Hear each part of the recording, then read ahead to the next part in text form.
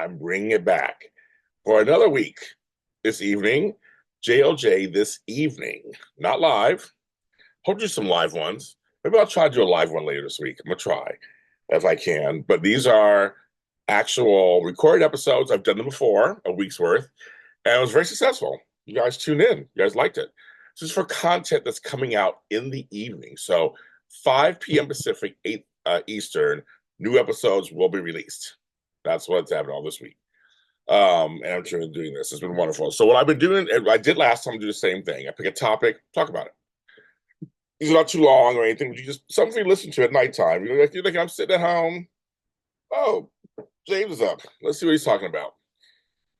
Today is a somber occasion for me and my family. My stepdad Moses passed away 2 years ago today, and I'm reminded of because it's been 2 years. I can't believe it. First of all, and a lot has happened in those 2 years since he passed away.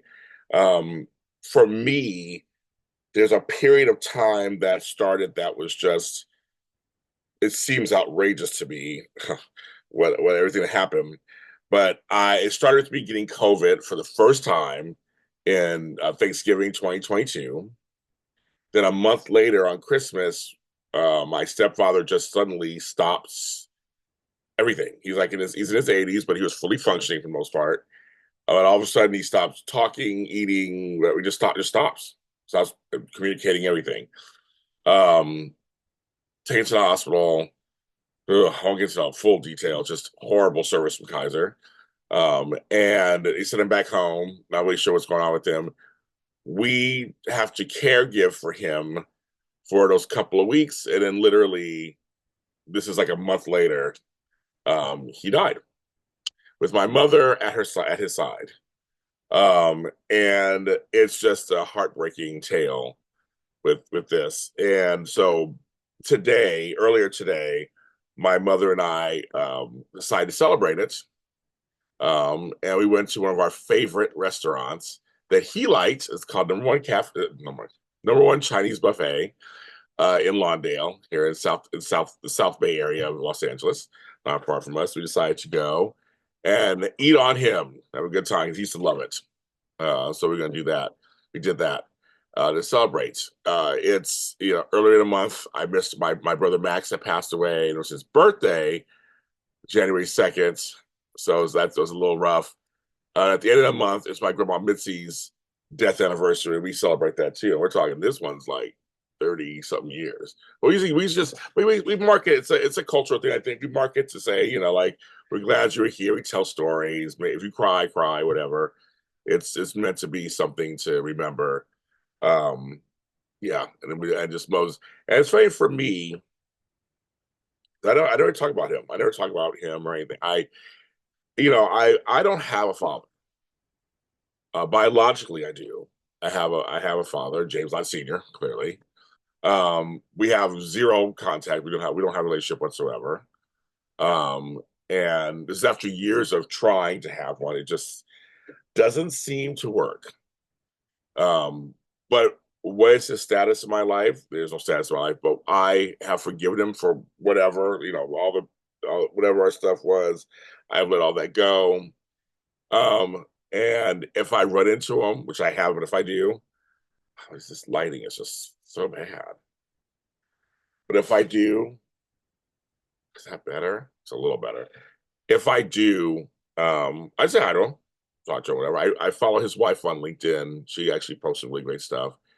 But yeah, I don't have a relationship with him. So it's always been either tumultuous or just nothing. It's been all or nothing, feast or famine with us.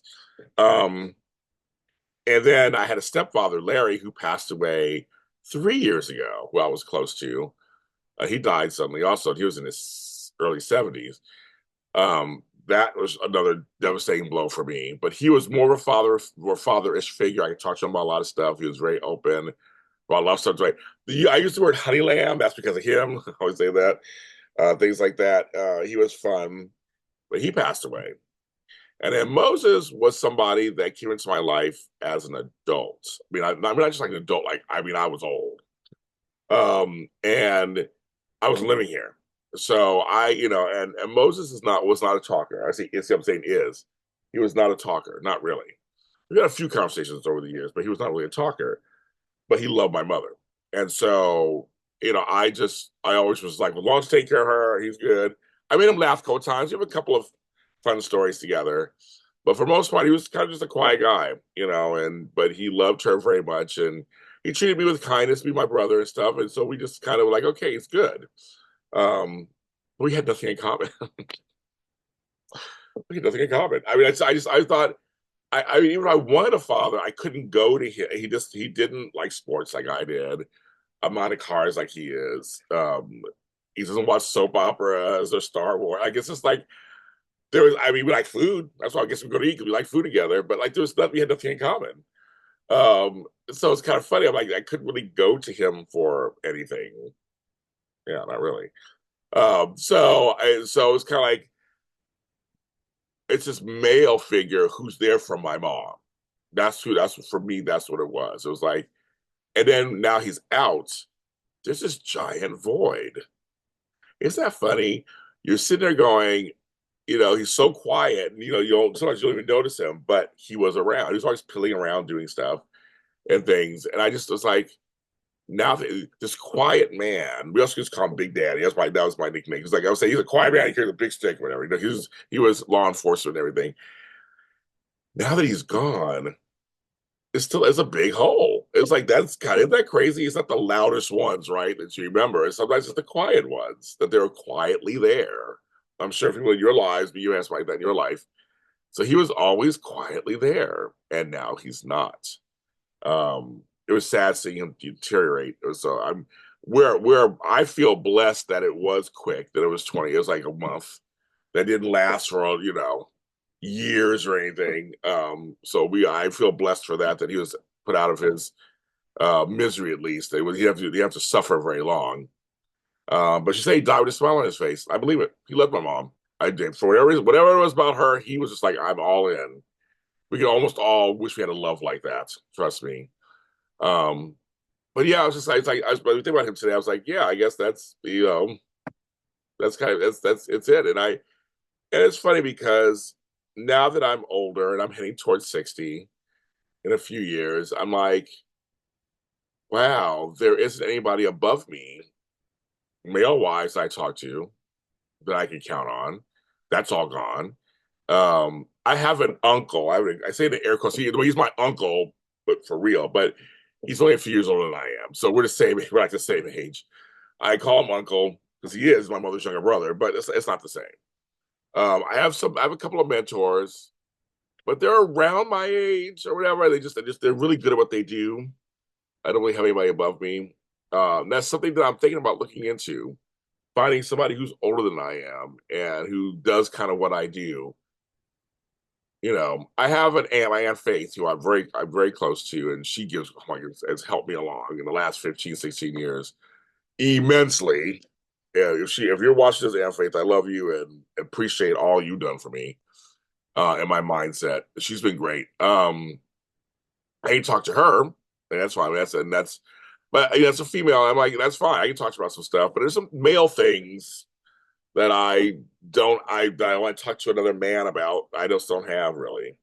Um, it reminds me, I just came back from a big job in New York, and I was surrounded by people who were like me, and we all had similar interests and we were in similar parts of our lives and all this stuff. And it was just wonderful. It was like a big fellowship of black men together doing stuff. It was just wonderful. It was a job, but it was like more than a job. If that makes sense. It was like it was a job, but it was more than a job. It felt really good. Uh, and that's that too. It's like having people that look like me, that are older, that have similar walk of life as I do. I would love that in my life. And a lot of them are gone. I had some of them, and they're just not. They're dead. And I'm at that age. That's what happens. I am that for many people. I'm a mentor for many folks, and I love that. I love younger people. I love being around younger people in terms of what they think, how they look at things. I learn from them. I do. I learn. I learn stuff all the time from them. And we may fuss and fight sometimes. And I am old. I have a certain viewpoint. I do have it, and I love it. But I love that energy around somebody younger, and they just tell me, they tell me what they think, and language, and I learn stuff. I really do. I really do learn stuff. It's a trip. You should always be around people of all ages, I think, in terms of in adulthood. You should around 20-year-olds and 30-year-olds and 40 and 50 and 60 and 70. Old people, young people, we should all be kind of around each other. It's a village, right? You know me in the village. I'm all about the village. It takes a village to raise me still. I still need to be raised. I have not learned everything, so that's kind of thing. But I had lunch with a friend of mine, Regina Lark, yesterday, and she's like maybe 10 years older than me. But we always learn from each other. We have the greatest discussions, and no matter when we see each other, and I walked away with some great stuff from her, and she said to me, "Thank you, Jesus. I feel seen, and I feel heard, and I feel visible, and that's what I want people to feel that way." And my stepdads maybe feel visible and seen. So that was kind of good. Um, and now that's gone. So happy, whatever, Moses. I mean, you're up there in heaven, probably looking down.